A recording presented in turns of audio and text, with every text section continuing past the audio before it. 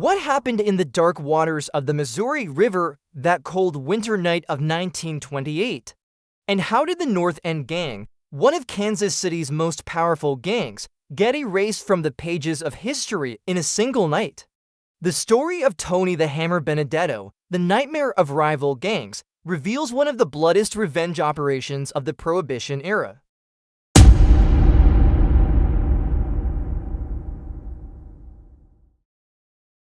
I am Tony Benedetto. People call me the Hammer because when I finish my job, nothing remains. I grew up in the southern neighborhoods of Kansas City, where every corner has a story, every street has a gang war. In November 1928, as snowflakes silently fell over the city, my gang and I were about to experience one of the greatest reckonings in history near the Missouri River. During that period, Kansas City was drowning in the chaos brought by Prohibition, and illegal alcohol trade had split the city in two. While our gang ruled the South, the North End Gang lived like kings in the North. Their leader, Mickey "Red Eyes" Coleman, was a monster with a large build, red hair, and eyes constantly red like pools of blood. For years, he had been attempting to infiltrate our territory, killing our men, sabotaging our operations. That winter night, in the old factory district, in the northern parts of the city, where smokestacks reached into the dark sky and cold wind howled through the metals, we were executing our final plan. This industrial area, with the icy waters of the Missouri River flowing nearby, surrounded by concrete walls, created a perfect scene with its silence and isolation. This operation required months of preparation. First, we had placed spies in their neighborhoods to learn the North End Gang's movements. The people living in the Irish neighborhoods in the northern parts of Kansas City were so afraid of Mickey Coleman that they hesitated even to talk about him. When children were playing in the streets and Coleman's name came up, they would immediately fall silent and lower their eyes to the ground. Mickey's gang operated one of the city's oldest speakeasy establishments. This secret bar called the Northern Light operated in the basement of an old church building. Every Friday night, Kansas City's wealthiest businessmen, politicians, and high-ranking police officers would come here, drink expensive whiskey, and play poker. The money collected on these nights was more than the North End Gang's weekly income. My gang ruled in the South, in neighborhoods densely populated by Mexican workers. Our speakeasy establishment called El Corazón was set up behind an old movie theater building. This place, with walls covered in red velvet and decorated with crystal chandeliers, was one of the city's most elegant secret bars. Every night, Latin music played and people danced tango. 3 more people from my gang were with me. The first was Johnny the Snake Martinez, slim-built, with a black mustache, my man who moved silently like a snake. Johnny had spent his childhood in El Paso and came to Kansas City after losing his family at 16. His hands constantly trembled, but there was no one like him in marksmanship. He could hit a target 100 meters away with his eyes closed. The third was young Danny O'Brien, only 20 years old, blue-eyed blonde, but a boy with steel-hard determination. Danny's story was full of pain. His father had been killed by the North End Gang, and his mother had died in grief. This kid lived for revenge, training day and night to kill Mickey Coleman. Despite his youth, his composure surprised even old gangsters. As we made our preparations, that November night, we had reviewed every detail 1,000 times. Johnny Martinez had been pretending to drink at their speakeasy establishment for months to learn the North End Gang's weekly alcohol shipment schedule. Big Tom Sullivan had memorized all the exit routes in the factory district. Danny O'Brien had learned Mickey Coleman's personal habits, what time he went where, whom he trusted. The atmosphere of Kansas City during that period was in constant tension. Federal agents constantly roamed the city, tracking illegal alcohol operations. But the local police mostly collaborated with the gangs. Commissioner Patrick O'Malley received monthly payments from both us and the North End Gang. That's why we heard about police raids and could take precautions in advance. Around 9 in the evening, when the factories had fallen silent, workers had returned home, and only distant train whistles and the sound of the river's flow could be heard.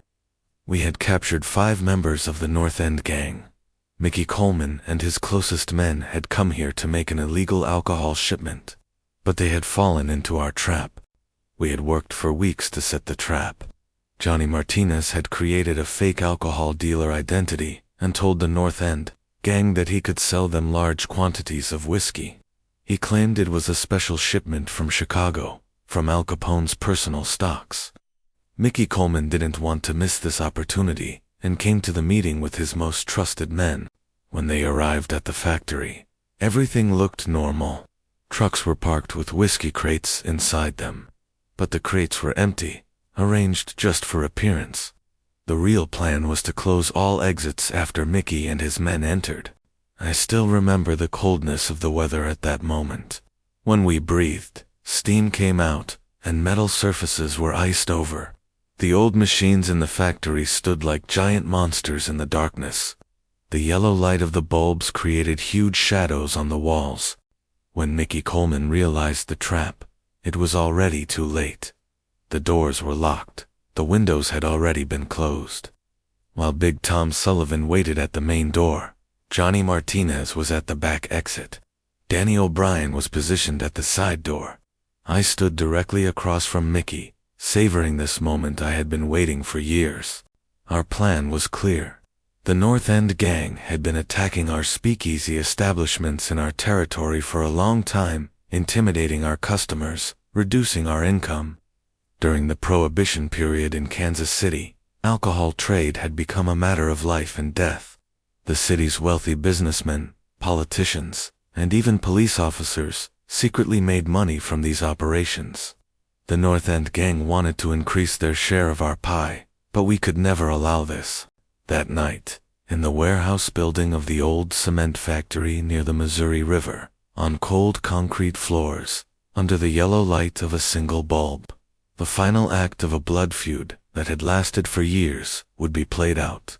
Outside, a snowstorm had begun, and the wind was battering the building's metal doors, creating terrifying sounds. When I saw Mickey Coleman in front of me, anger rather than fear sparkled in his red eyes. This man, around 40 years old, with a face full of debaucherous marks and constantly trembling hands, had been terrorizing northern Kansas City for years. The 4 men beside him were neighborhood friends who had known him since childhood. Each of those men's stories were intertwined with Kansas City's underworld history. Iron Mike Kelly, standing on Mickey's right, was a former boxer with a face full of scars and half an ear missing. On the left side was Whiskey Pete Murphy, who constantly smelled of alcohol, had yellow teeth, but was a very intelligent planner. The 2 standing in the back, Silent Sam O'Connor and Crazy Eddie Flynn, were both in their 20s but had already committed dozens of murders. It's impossible to describe how feared these 5 men were in Kansas City. Shop owners in the southern neighborhoods would close when they heard their names and keep their children at home. People living in areas controlled by the North End gang wouldn't leave their homes at night. Even the police hesitated to enter their territory. But that night, these feared men were in our hands. I'll never forget that angry expression on Mickey Coleman's face. Looking at me, he defied us until his last breath. Iron Mike Kelly got up and tried to attack, but Johnny Martinez immediately stopped him. Whiskey Pete Murphy attempted to escape, but Big Tom Sullivan was waiting at the door. Johnny Martinez approached me and whispered in my ear that other members of the North End gang had been captured at different points in the city. This operation wasn't limited to just Mickey and his men. It was big enough to uproot the entire gang. This night we had been planning for years would completely change the underworld map of Kansas City. Around 10 o'clock, as the snowstorm outside intensified, Mickey Coleman breathed his last. His other 4 men also disappeared forever in the cold waters of the Missouri River.